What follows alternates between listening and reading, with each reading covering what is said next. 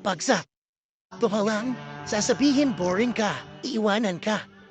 Ispanit, tapos, pag sumobra ka naman, sasabihin nakakasakal ka, iiwanan ka. So, pag nagkulang ka naman, iiwanan ka.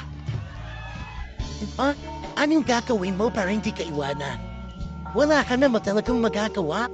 Dahil kahit anong gawin mo, kung iiwanan ka, iiwanan. Army, Dennis, routine mo'y can't stand it. Mo'y can't take. Ano pagmamahal? Reason, mama. Kunyari, malakas ka, therefore, pero mahina ka pala. Hindi fine. Kunyari, matapang ka, oh, yeah, pero duwag ka pala. Even to you.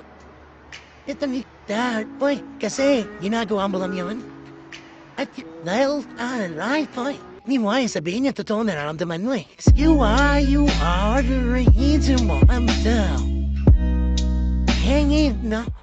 Minsan, akala natin kung ano ang ibigay mo ay ito rin ang babalik sa'yo. Pero kahit ano pang ibigay mo sa tao, kung hindi ka magiging sapat sa kanya, ay aalis pa rin. Kung hindi lahat ng bagay binibigay sa tao, mahal mo, paminsan-minsan, magkiraan naman para sa sarili mo. Hey,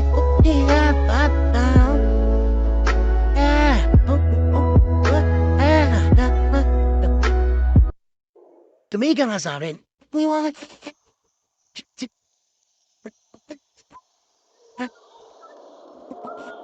Malinaw naman ang mata mo pero di makikita ang kahalagahan ko. What?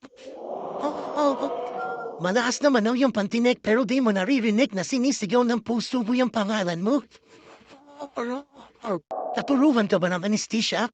Kasi masyado ang manhid. Hindi mo matutunang mahalin ako.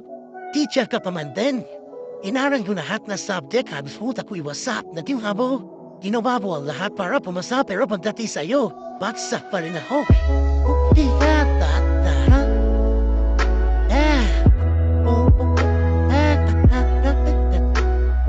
Alam mo ang weird, no?